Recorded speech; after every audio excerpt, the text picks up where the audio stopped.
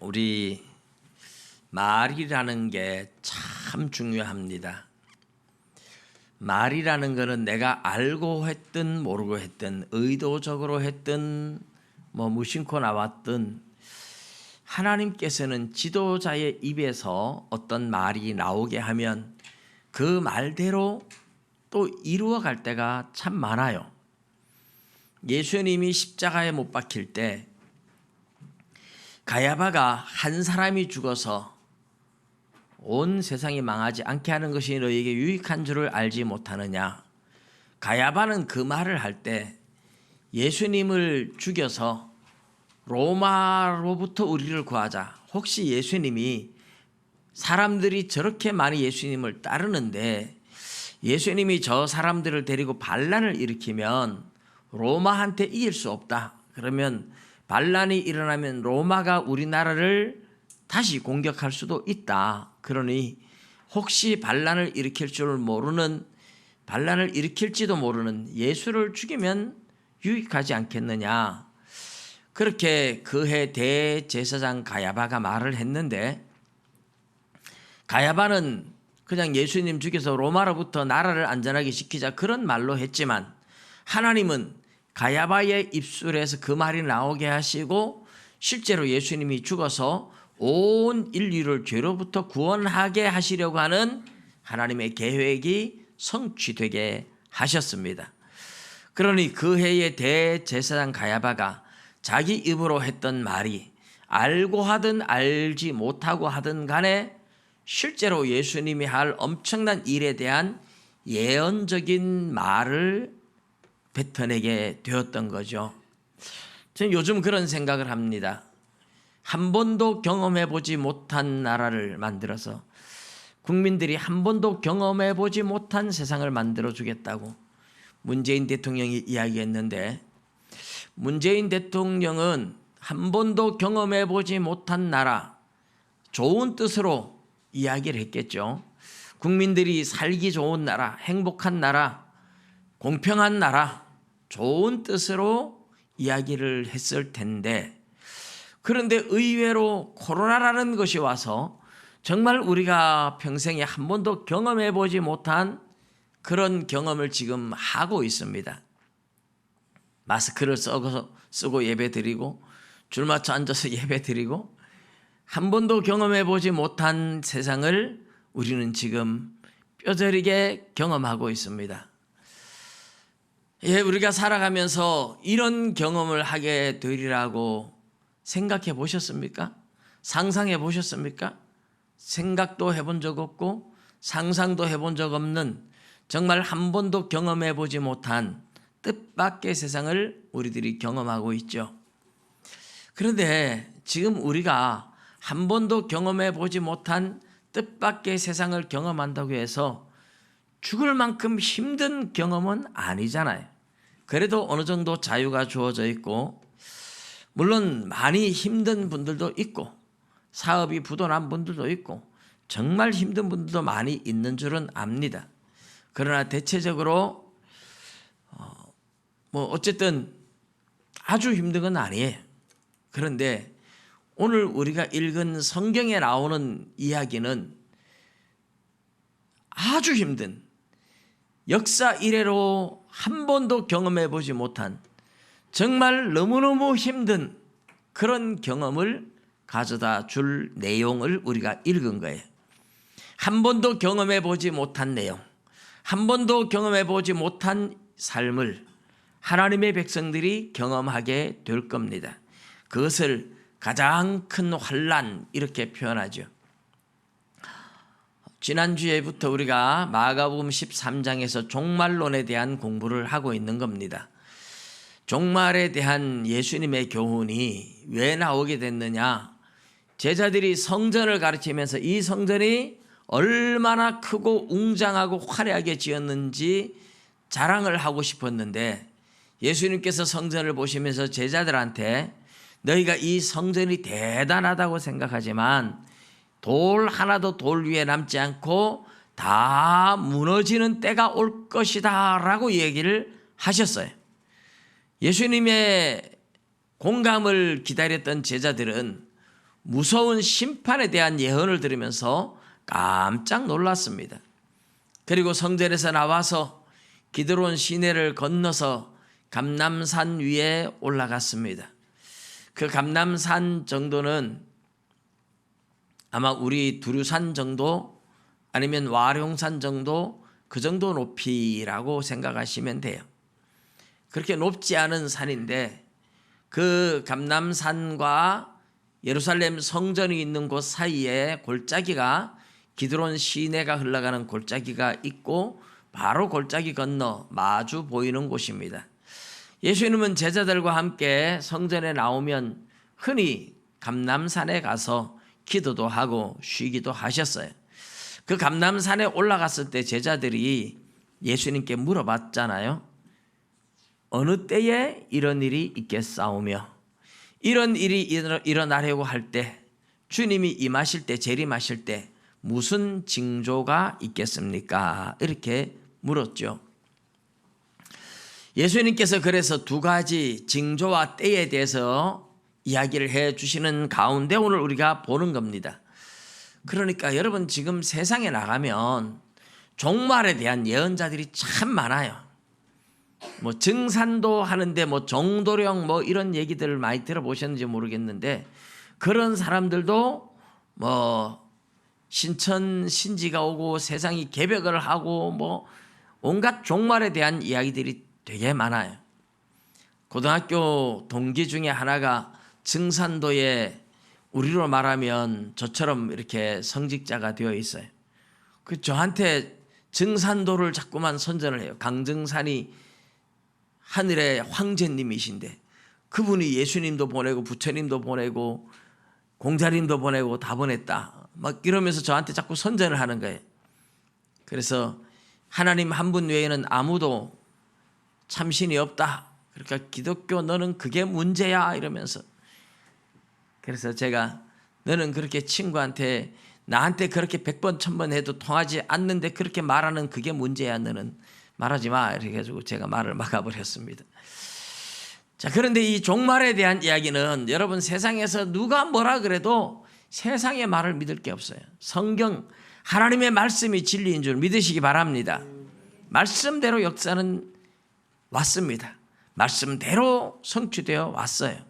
그래서 오늘 우리가 종말에 대한 이야기들을 보게 되는데 지난주에 보았던 것은 마지막 때 하나님께서 예수님 보내고 재림하시고 하나님도 임하실 그날 전에 일어날 징조들에 대해서 쭉 이야기하는 가운데 일반적인 징조와 환란이 임박했을 때 아니 재림이 임박했을 때 나타날 징조 제가 그렇게 두 가지로 편의상 나누었다고 말씀을 드렸죠. 일반적 징조와 임박한 징조. 이제 지난주에는 일반적 징조를 말씀드렸고 오늘은 임박한 징조를 말씀드리는 겁니다.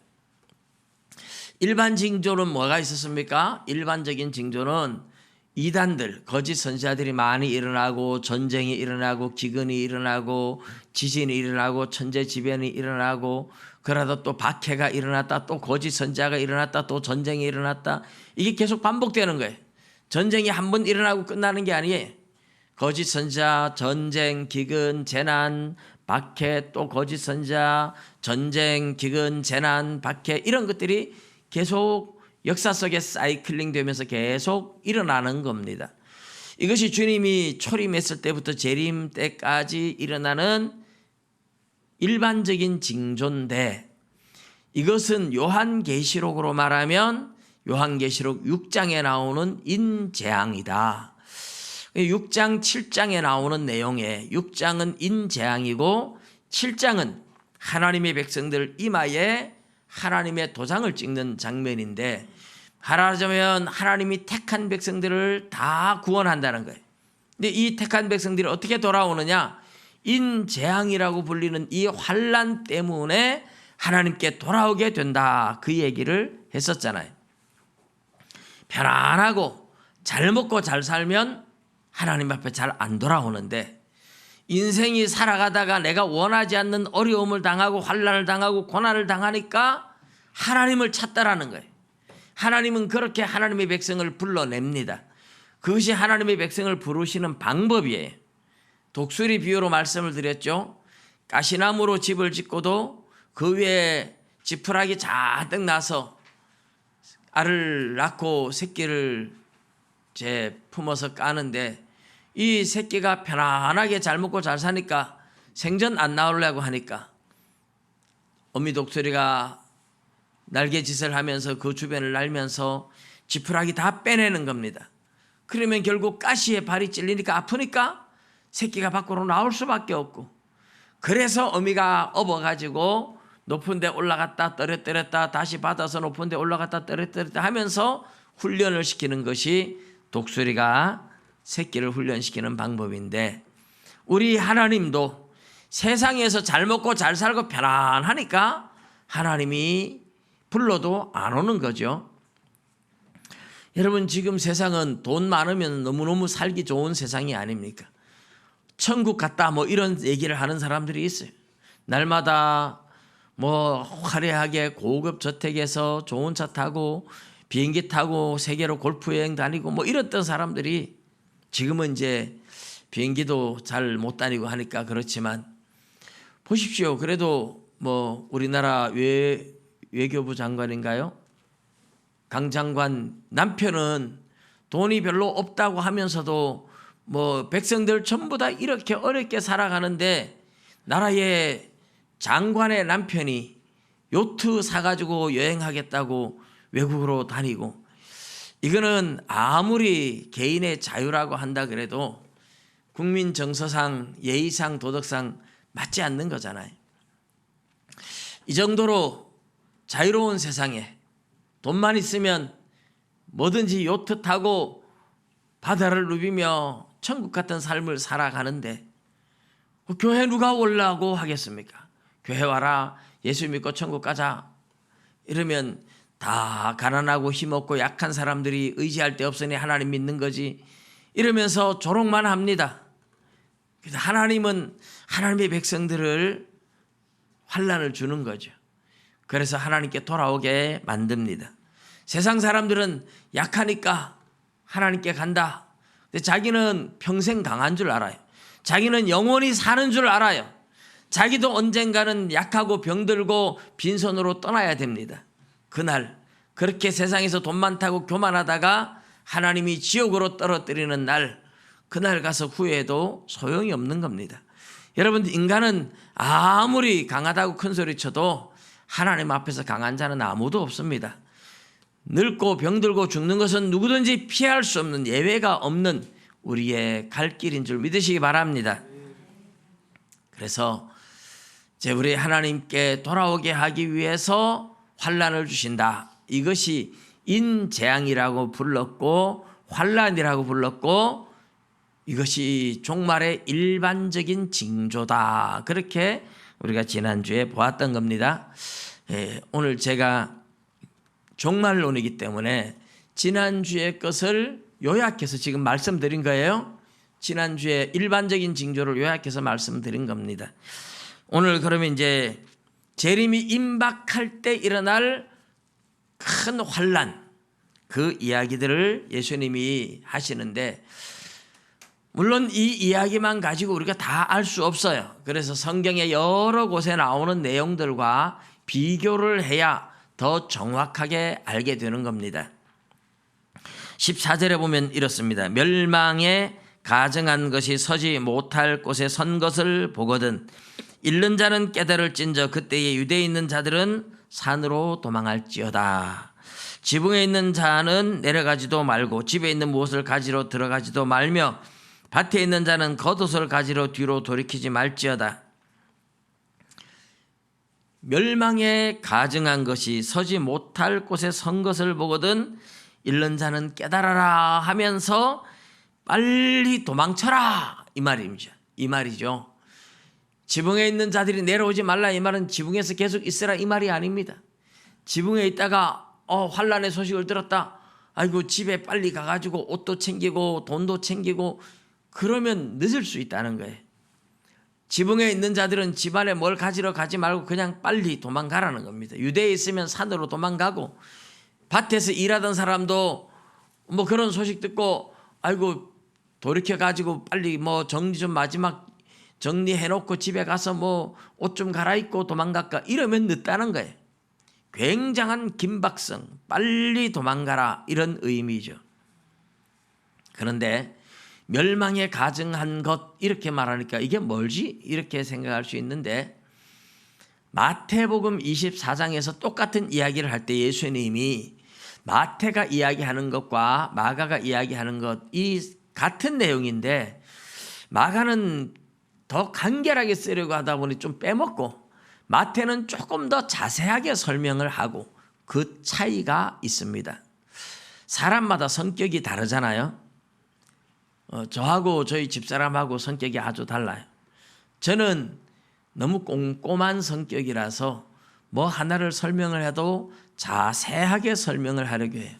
우리 아이들과 집사람은 내가 그렇게 자세하게 설명하면 힘들어해요. 그냥 핵심만 얘기하고 대충 얘기해도 다 알아듣는다 이런 성격이에요. 그래서 제가 이야기하는 거는 자세하게 설명을 하려고 하고, 설교도 제가 그래서 좀 자세하게 하는 편이에요. 근데 성격상 그냥 핵심만 이야기하자. 그래서 1절만 해 이렇게 얘기할 때가 많지요. 근데 이제 이런 사람들은 간단하게 말하고, 저는 또 간단하게 그냥 너무 간단하게 말하면 뭔 소리인지 이해를 또 제가 이해를 못하다 보니까 남들도 그런 줄 알고 저는 자세하게 자꾸 하려고 하는 성격입니다. 마가는 어때요? 간결하게 설명을 해요. 자세하게 안 해요. 마가보다 마태는 좀 더 자세하게 설명해요. 이게 성격 차이죠. 근데 마태는 뭐라고 설명을 했을까요? 다니엘이 말한 바, 이걸 덧붙였어요. 다니엘이 말한 바 멸망에 가증한 것이 서지 못할 곳에 선 것을 보거든 읽는 자는 깨달을진저 그때 유대에 있는 자들은 산으로 도망할지어다. 이렇게 이제 마태가 마가하고 거의 똑같은데 조금 더 자세하게 설명을 덧붙였다는 거예요. 그 다니엘이 말한 바 멸망에 가증한 것, 이건 이제 다니엘서 9장에 나오는 내용입니다. 다니엘서 9장 26절, 27절 쭉 나오는 그 내용에 70일에 대한 이야기에서 나오는 이야기예요. 다니엘이 유대인들이 바벨론에서 포로로 있다가 페르시아 제국이 들어서고 고레스 왕이 들어서면서 유대인들은 조국으로 돌아가도 좋다 해서 수많은 유대인들이 조국으로 돌아가요. 돌아가는데 다니엘이 같이 안 갑니다. 나이가 많아요. 이미 나이가 90이 넘었을 거로 예상하는 다니엘은 돌아오지 않고 혼자 남아서 하나님 앞에 울며 회개하며 금식하며 기도해요. 아니, 조국이 독립을 얻어가지고 백성들이 해방을 받고 돌아가서 기뻐하는데 다니엘이 왜 울며 기도할까? 다니엘서 9장에 보면 9장 2절에 나오는데, 예레미야의 서책으로 말미암아 70연수의 의미를 깨달아서 그렇게 했던 거예요. 이스라엘 백성들이 70년 동안 포로 생활을 하고 풀려날 것이다 하고 예레미야가 예언을 했는데, 그 예언을 깨닫고 나서 보니까 70년이라는 이 예언은 이스라엘 백성들이 490년 동안 안식년을 70번 줘야 되는데 안식년을 한 번도 안 주고, 말하자면 그동안 지은 죄에 대한 징벌적 의미로 70년을 하나님이 이야기했다는 거죠. 70년 포로 생활은 하나님의 징벌이었구나. 그래서 이제 벌을 다 받고 조국으로 돌아가는데, 문제는 뭐냐 하면 조국으로 돌아가는 자기 민족을 보내면서 뒤에서 보니까 거룩해졌느냐, 죄가 없어졌느냐, 완전해졌느냐? 아니에요. 조국으로 돌아가도 또 똑같이 죄를 지을 텐데, 또 죄를 지으면 언젠가는 또 바벨론 포로 생활처럼 또 벌을 받을 거 아니냐, 이 생각을 하니까 너무 답답한 거예요. 그래서 다니엘이 하나님 앞에 울면서 기도했던 것이, 지난날 우리의 죄가 너무 큰데 하나님이 벌을 작게 내렸습니다. 그 조상들의 죄를 회개하면서, 그러면서 그 기도의 내용에는 다 나오지 않지만 앞으로 또 죄를 지으면 또 벌을 받아야 할 텐데 이 죄 문제를 영원하게 해결할 수 있는 방법은 없습니까? 하고 다니엘이 하나님 앞에 기도한 겁니다. 그 기도에 대한 응답으로 하나님께서 70일회를 이야기하세요. 7일회와 62일회가 지나면 예루살렘 성이 중건되고 그리고 성을 중건하라는 명령이 떨어져서부터 그때까지 성이 중건된다는 거죠. 그리고 나서 기름 부음 받은 자가 끊어질 때가 온다 이래요. 예루살렘 성을 중건하라고 하는 명령이 떨어지고 나서부터 예루살렘 성이 완성되고 예수님이 십자가에 못 박혀 죽으실 때까지를 말하자면 69일에 이렇게 말한 거죠. 그리고 나머지 한 일에, 이 한 일에 대한 해석들은 많이 분분합니다. 제가 오늘 여기에서 그 설명까지 다 할 수는 없으니까 중요한 것은 한 일회를 7년으로 보는 거예요. 70일에는 490년으로 보는 거예요. 490년 동안 지은 죄에 대한 490년 70일에죠. 490년 동안 지은 죄에 대한 벌을 70년 동안 바벨론 포로 생활을 통해서 해결됐고 그리고 이 70년 지나고 다시 70일에 70년 포로 생활하기 이전에 70일에 포로 생활 끝나고 70일에 대칭이 되는 거죠. 70일에는 바벨론에서 벌받는 기간이고 이 벌받는 기간 이전에 70일에 동안 지은 죄에 대한 벌을 70년 동안 받은 거죠. 그리고 앞으로 70일에가 지나면 죄가 영영이 사라지는 때가 온다. 이렇게 하나님이 이야기하시는 거죠.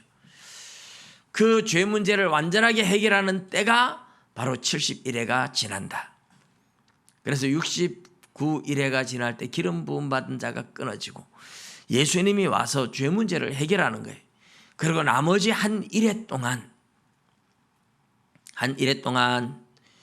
한 왕이 일어나서 절반 3년 반이죠. 절반은 백성들과 언약을 맺고 잘 지내다가 나머지 절반에는 갑자기 돌변해 가지고 하나님의 백성들을 다 죽이고 그 멸망에 가증한 것을 성전에 세우게 되는 거죠.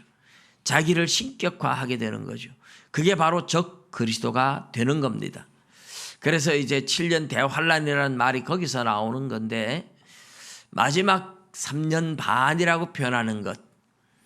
이 3년 반을 계시록에서 보면 42개월 1260일 이렇게 계속 이야기함으로써 복음 전하는 기간을 3년 반, 마지막 대환란을 3년 반 이렇게 구분을 해놨어요. 그래서 그런 것들이 상징적인 의미이긴 해요. 어쨌든 마지막 3년 반이라고 불리는 그때 적 그리스도가 나타나는데 그게 다니엘이 예언한 것이었고 예수님은 바로 그 다니엘의 예언이 이루어지면 도망가라. 역사상 전무후무한 대환란의 때다. 그렇게 이야기를 하시는 겁니다.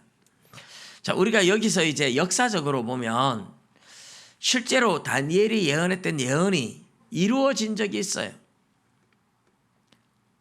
이 다니엘이 예언했던 예언이 주전 160년 정도, 그러니까 예수님이 이 땅에 오시기 전에 알렉산더가 제 333년 세계를 정벌하면서 20세의 나이로 왕이 되어가지고 알렉산더가 세계를 정복하는데 10년 만에 세계를 정복해요. 그리고 세계를 정복하고 전부 다 언어를 헬라어로 바꿔요. 그런데 알렉산더 대왕이 일찍 죽습니다. 일찍 죽고 알렉산더가 죽으면서 알렉산더 밑에 4명의 장군이 나라를 나누어 가집니다. 이 좀 어려운 얘기인지 모르겠습니다만 좀 잘 들으면 그래도 재미있어요. 알렉산더 대왕이 죽으면서 저 로마 쪽, 헬라 쪽하고 마게도냐, 터키 쪽하고 여기는 카산더 왕조, 리시마커스 왕조가 그런 장군들이 나누어 가집니다. 그리고 이제 중요한 거는 이집트와 이스라엘 지역은 프톨레미 왕조라고 해서 톨레미 왕조 장군이 차지하게 됩니다.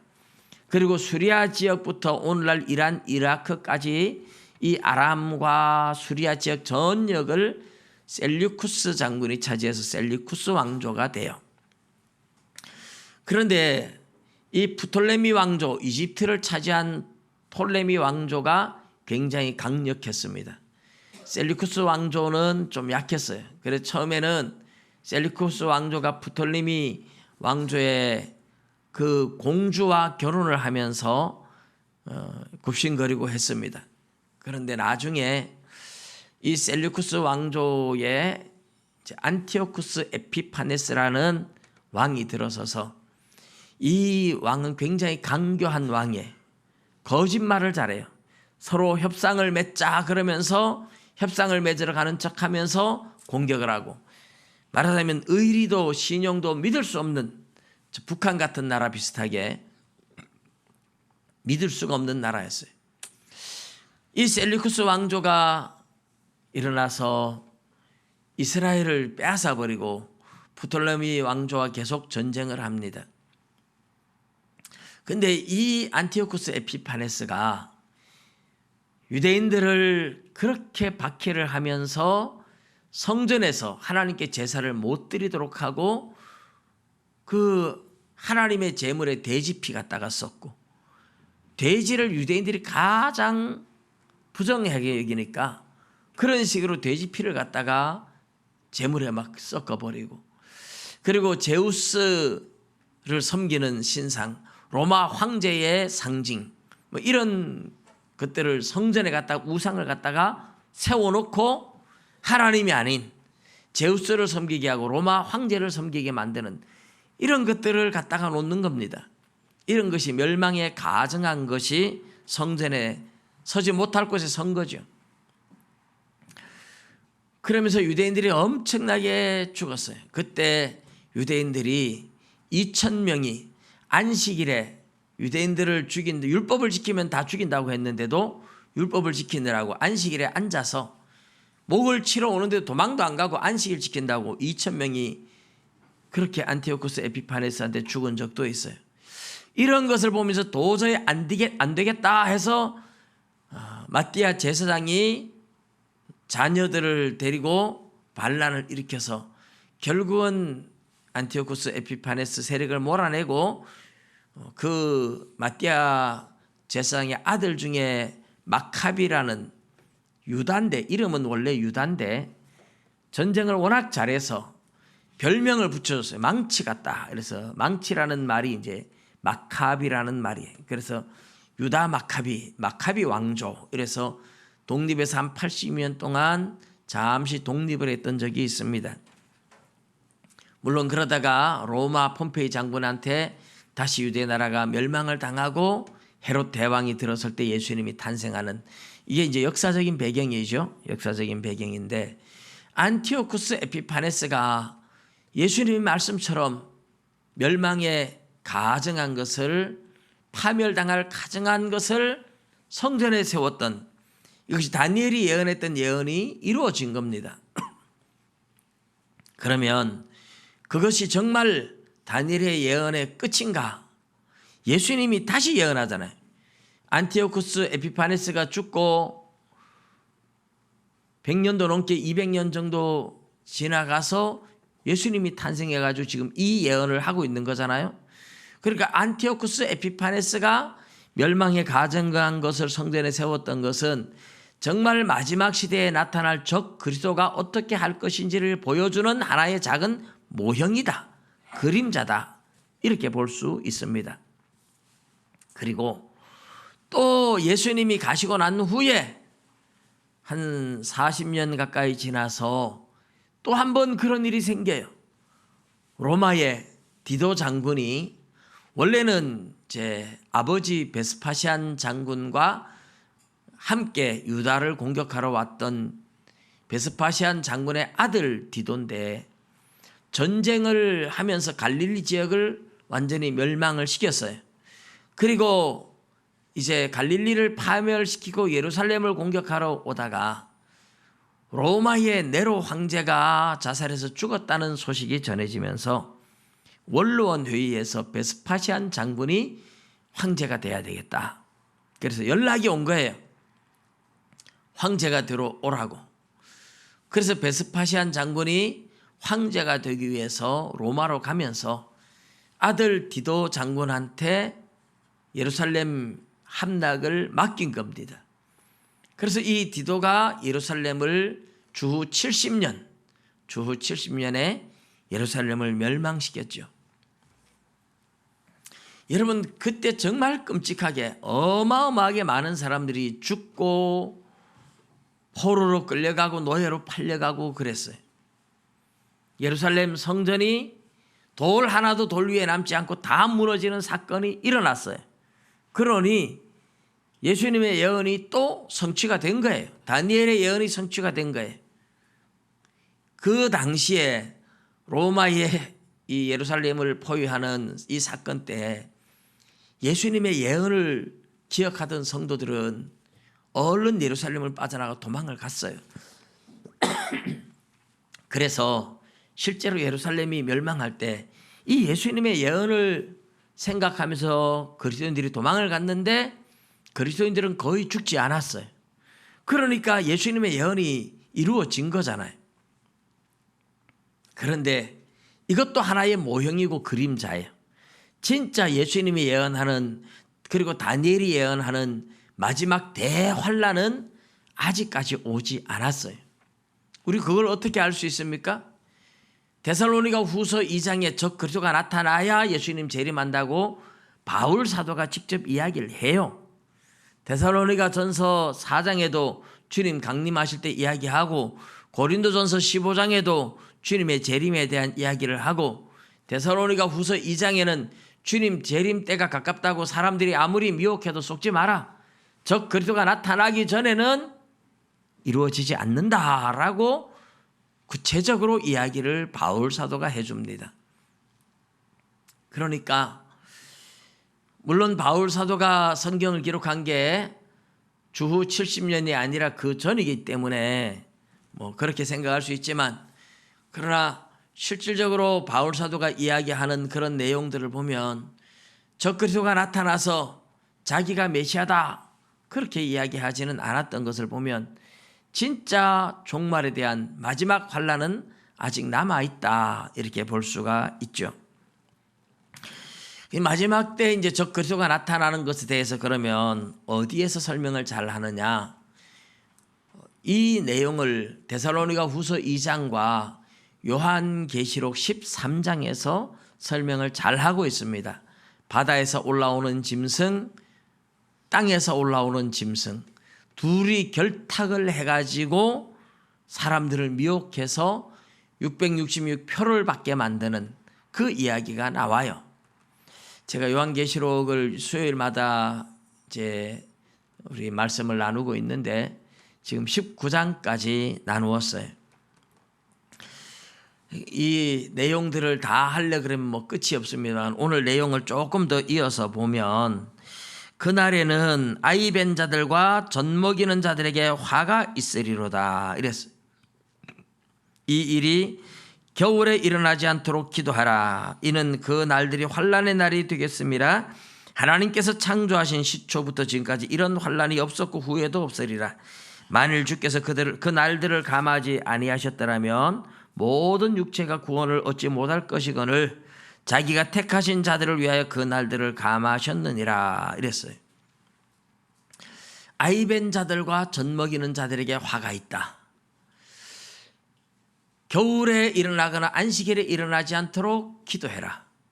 전무후무한 환란이라서 택한 백성들을 위해서 하나님이 환란을 조금 강도를 줄여놨다 이렇게 이야기를 하는 거죠.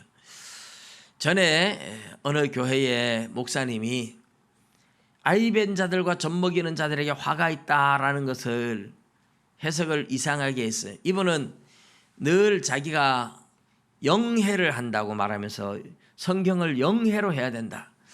사실 성경을 영해로 한다 이런 말은 우리가 문학적으로 말하면 은유법이에요. 은유법, 은밀한 비유죠. 요한계시록을 우리가 묵시문학이라고 하는데 전부 다 그게 은유법으로 되어 있는 거예요. 그래서 성경은 전부 다 은유법으로 하면 안 돼요. 성경은 은유법으로 기록한 데는 은유법으로 해석을 해야 되고, 직설법으로 기록한 데는 직설법으로 해야 되고, 과장법으로 기록했으면 그걸 이해를 해야 돼요. 근데 전부 다 영해를 한다 이러면서 아이 벤 자는 누구냐? 전도하려고 마음에 품었으면 그게 아이 벤 자다는 거예요. 전도를 하긴 했는데 아직까지 너무 신앙이 어려서 젖을 먹여야 되면 젖 먹이는 자다. 그래서 전도를 여러분 빨리 해야 되는데 빨리 안 하고 전도하려고 마음만 품고 있으면 아이 벤 자인데, 그러면 주님이 재림할 때 화가 있다. 그렇게 해석을 했어요. 그 교회 교인들이 목사님이 워낙 이렇게 막 강하게 설교를 하기 때문에 목사님 말이라면 절대적으로 신뢰를 하는 거예요. 제가 볼 때는 그러면 전도하려고 사람을 마음에 품으면 안 되겠다. 왜냐하면 예수님 재림할 때 내가 전도하려고 마음 먹었다가 너 빨리 전도 안 하고 왜 마음에 품고 있어? 이러면 다 화가 있을 거 아니에요. 우리는 전도를 하면서도 계속 전도할 마음을 또 품어야 되는데, 또 전도하다 보면 초신자도 있고 이럴 텐데, 초신자 전도 이제 뭐 어제 전도해가지고 이제 초신자다. 그럼 너 화 있다 이러고, 내가 오늘 전도도 했지만 또 저 사람 또 전도해야겠다. 새로 이사 온 사람 보고 저 사람도 이제부터 전도해야지. 근데 빨리 전도 안 했다고 화가 있고 이러면 전도할 마음을 어떻게 품겠습니까? 아이고 겁이 나서 전도 안 해야지. 차라리 전도 안 해버리면 될 거 아닙니까? 말이 안 맞는 거예요, 논리적으로. 우리 성도님들이 잘 알아야 될 것은 하나님의 말씀이 과연 그러한가 하고 생각을 해서 해야 돼요. 논리적으로 이게 맞는가 아닌가를 조금만 생각해 보면 알 수 있는데, 말씀을 생각을 안 하니까 그냥 목사님들 설교한다고 그냥 맹목적으로 따라가다 보면 엉터리 설교해도 그냥 아멘하고 따라가는 겁니다. 여러분, 아이 벤 자들과 젖 먹이는 자들에게 화가 있다는 이야기는 제가 결혼을 하고 나서야 알았습니다. 그래서 사람은 결혼해보지 않으면 부모의 마음도 모르고 자식을 키워보지 않으면 몰라요. 제가 집사람과 같이 마당에서 뭐 빨래를 널고 뭐 그런 거 하고 집사람이 하고 같이 있었는데, 아기가 이제 우리 아이들이 어렸을 때 갓난 아기 때 우는 소리가 방에서 들렸나 봐요. 저는 전혀 못 듣는데 아기 깨났다는 거예요. 뭔 소리야? 우는 소리 안 들렸어. 그런데 가서 보면 정말 깨나서 울기 시작해요. 신기하게 잘 들어요. 몇 번을 그런 경험을 하면서 엄마의 마음은 온통 생각이 아기한테 가 있구나. 아빠는 안 그래요. 그냥 내볼일 보다가 애가 막 일어나서 큰 소리로 울어야 이제 아는데, 엄마는 애기가 이래도 벌써 알아요. 그러니까 애기한테 모든 관심이 아이 벤 자들과 젖 먹이는 자들, 엄마들은 아이한테 너무 마음을 빼앗기니까 영적으로는 잠들 수 있다는 뜻입니다. 여러분, 우리가 주의하라, 깨어있어라, 잠들지 마라 이런 얘기가 뭡니까? 늘 하나님과의 관계에 깨어있어서 늘 하나님을 찾고 늘 하나님을 사랑하고 늘 하나님께 기도하고 하나님과의 관계에 깨어있으라는 얘기예요. 그런데 주로 잠드는 게 뭐냐 하면 세상을 좋아해서 뭐 골프 치러 다니니까 너무 좋고 뭐 여행 가니 너무 좋고 뭐 이래가지고 예수 믿는 사람도 보니까는 뭐 골프 치러 다니고 등산하러 다니고 이러느라고 주일도 막 빼먹고 막 놀러 다니느라고 바쁜 사람도 많아요. 근데 이런 것을 보고 잠들었다 그래요. 세상이 너무 좋아서, 세속에 물들어서, 세상에 빠져서 영혼이 잠든 겁니다. 그런데 이렇게 잠든 거는 말할 것도 없지만 아이 벤 자들과 젖 먹이는 자들, 엄마들도 아이한테 온 관심이 집중되다 보니까 영혼이 하나님과의 관계가 멀어지고 잠들 수 있다. 그것을 결혼하고 나서야, 아이를 키우면서야 깨닫게 되었습니다. 여러분, 우리 주님이 이야기하시는 것은 주님이 재림할 때 깨어 있어야 된다. 그 이야기예요. 뒤에 가면 주의하라, 깨어 있어라. 그날이 언제인지 너희가 알지 못하기 때문이다. 주의하라, 깨어있으라 굉장히 많이 강조를 합니다. 그런데 이렇게 주의하고 깨어있으라 그러면 세상에 물들지 않아야 되는데, 또 아이 뵌 자, 젖 먹이는 자들, 세상에 물든 건 아니지만 엄마의 마음은 자식한테 갈 수밖에 없는데, 그러니 참 우리가 깨어있기 위해서 얼마나 애를 써야 되겠습니까? 우리 주님께서 이런 말씀을 하시는 것은 그만큼 깨어있어라 하는 것을 강조하는 거예요. 겨울에 일어나면 도망가기 힘드니까. 안식일에는 또 유대인들이 철저히 안식일을 지킨다라고 어디 안 가거든요. 5일이 밖에 안 나가. 그러니까 안식일에 일어나면 거기 있다가 다 죽을 수가 있어요. 그래서 겨울이나 안식일에 일어나지 않도록 도망갈 수 있도록 준비해야 되니까 그렇게 말씀을 하신 거예요. 이 환란이 그럼 뭐냐? 계시록 13장과 계시록 20장에 보면 적 그리스도라고 하는 어떤 왕과 거짓 선지자가 결탁을 해서 이 짐승의 우상에게 절하고 표를 받게 하는데, 짐승의 우상에게 절하고 표를 받지 않으면 누구든지 다 죽인다는 거죠.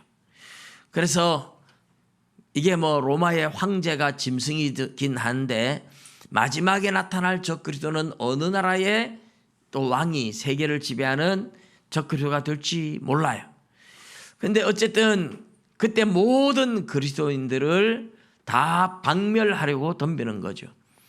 계시록 20장에 가서도 이 이야기를, 용이 천년이 차서 용이 무저갱에서 나와서 곡과 마곡을 모아가지고 싸움을 붙이는데, 사랑하시는 성과 성도들의 그 진을 다 둘러가지고 전쟁을 일으켜요. 이 마지막에 용이 일어나서 하나님의 백성들과 전쟁을 일으킨다 이렇게 말하는데, 이것은 계시록에서는 백마탄자가 전쟁을 한다 이렇게 표현하는데, 이것은 쉽게 말하면 박해입니다. 박해. 영적으로 말하면 무서운 전쟁이죠.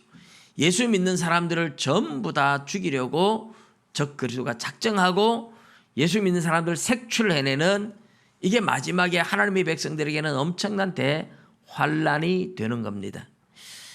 이제 그런 내용들을 우리가 다 설명할 수 있는 내용은 아니라서, 근데 중요한 거는 이때 21절에 오늘 보면 이렇게 말합니다. 그때에 어떤 사람이 너에게 말하기를, 보라 그리스도가 여기 있다, 보라 저기 있다 하여도 믿지 말라. 거짓 그리스도들과 거짓 선지자들이 일어나서 이적과 기사를 행하여 할 수만 있으면 택하신 자들을 미혹하려 하리라. 이단들이 많이 일어난다는 겁니다. 거짓 선지자들이 많이 일어난다는 겁니다. 지금도 뭐 코로나 20명이 생겼다 하는 뭐 새 예루살렘 교회인가 뭐, 그게 이제 우리 요 교회에서 공단 쪽으로 쭉 올라가면 서대구 공단 내거리에서 저 죽전 내거리 쪽으로 방향을 좌회전해 가지고 한 200m쯤 가면 거기 무슨 큰 횟집 바로 옆에 예루살렘 교회라는 교회가 있어요. 거기가 베레아 귀신론 김기동 파에서 갈라져 나온 이초석 그 귀신론 이단이라고 부르죠. 그 수원 성락교회에서 갈라진 이단이 몇 사람 있는데 그 중에 하나가 이초석 이단입니다. 이제 그레이스파라고 이렇게 부르는데 뭐든지 귀신 쫓는다고 이야기를 하죠. 그 예루살렘 교회에는 사람들이 참 이단에 많이 가요, 사람들이. 그런데 거기에서 이렇게 코로나 환자가 요번에 뭐 어젠가 또 생겼다 이러는데요. 근데 여러분 지금 이 뭐 이단들이 우리나라에 얼마나 많이 일어났습니까? 신천지의 이만희도 그렇고, 뭐 어머니 하나님을 찾는다는 안상홍 증인의 교회도 하나님의 교회 해가지고 나오고, 통일교도 나오고 했는데, 여러분 앞으로 적 그리스도가 나타날 때가 되면 더 많이 생겨요. 더 많이. 신천지 이만희도 정말 사람들을 많이 미혹해 갔죠. 교묘하게 끌고 갑니다.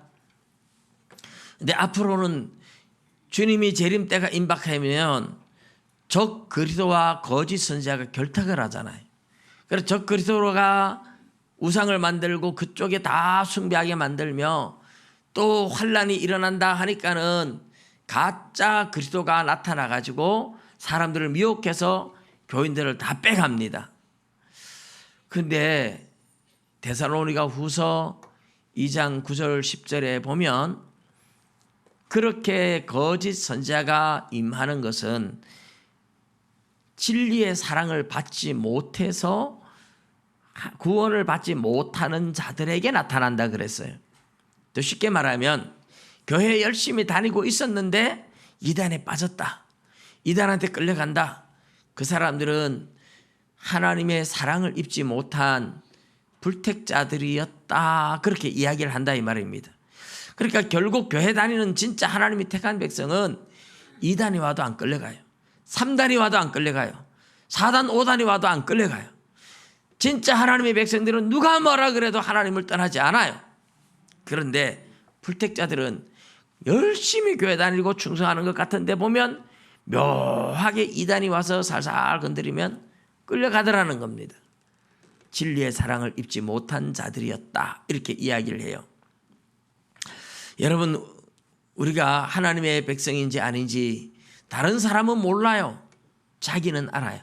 내가 진짜 하나님 외에는 답이 없고, 내 하나님 외에는, 내가 믿는 지금 이 하나님 외에는 나의 구원자가 없다고 믿는다면 그건 택한 백성이에요. 누가 뭐라 그래도 나는 하나님을 버릴 수 없고 떠날 수 없다고. 그런데 하나님의 백성이 미혹당하지 않으려면 말씀을 잘 알아야 됩니다. 그냥 교회 대충 다니면서 성경을 들어가지고 아는 거 가지고는 도무지 안 돼요. 그래서 성경을 체계적으로 알아야 되고 바르게 알아야 되고, 이단들이 일어나도 이단들한테 넘어가지 않도록 성경을 바르게 알아야 됩니다. 그래서 마지막에 엄청난 환란이 일어나고 할 때에 많은 그리스도인들이 순교를 할 수 있겠죠. 그런데 그 전에 우리가 먼저 하나님이 데려갈 수도 있겠고, 근데 그때까지 우리가 살아 있다면 그 환란을 피해서 도망을 갈지라도 거짓 선지자한테 또 넘어갈 수 있다는 얘기잖아요. 거짓 선지자한테 넘어가지 않으려면 기도 많이 하고 성경 많이 보고 성경을 체계적으로 알아놓을 수밖에 다른 방법이 없습니다. 말씀을 바로 알고. 그래서 마지막 시대에 이단한테 넘어가지 않아야 되고 박해에 넘어가지 않아야 됩니다. 이 하나님께서 인재앙을 통해서, 환란을 통해서 하나님의 백성들을 모았는데, 이 추수할 때는 원래 그렇잖아요. 알곡과 쭉정이 구분하지 않고 다 타작하고 다 추수하거든요. 알곡과 쭉정이 가르지 않고 다 추수해가지고 그 다음에 알곡과 쭉정이 가르는 작업은 그 다음에 하잖아요. 그래서 환란을 통해서 많은 사람들을 전도해서 교회 안으로 오게 만들지만 하나님께서 알곡과 가라지를 가르는 방법으로 박해를 내리고 거짓 선지자를 보내고 두 가지를 한다 그랬어요. 마지막 시대에 나타나는 적 그리스도는 박해를 통해서 쭉정이를 다 몰아가고, 그래도 안 되는 쭉정이들은 거짓 선지자들이 와서 끌고 갈 겁니다. 여러분, 누가 뭐라 그래도 마지막 시대에 어떤 박해가 와도 어떤 미혹이 와도 흔들리지 않고 예수 그리스도만이 나의 유일한 구세주, 신천지 이만희가 예수다 절대로 믿으면 안 됩니다. 안상홍 증인회의 어머니 하나님 믿자 절대로 믿으면 안 됩니다. 누가 뭐라 그래도 다음 주에 재림에 대한 이야기가 나올 때 예수 그리스도를 어떻게 믿어야 되는지 좀 더 구체적으로 나옵니다만은, 여러분, 지금 여러분이 믿는 것처럼 성경대로 예수님만 믿는 믿음, 어떤 박해나 어떤 유혹에도 흔들리지 않고 끝까지 지켜내시기를 주님의 이름으로 축복합니다. 기도드리겠습니다.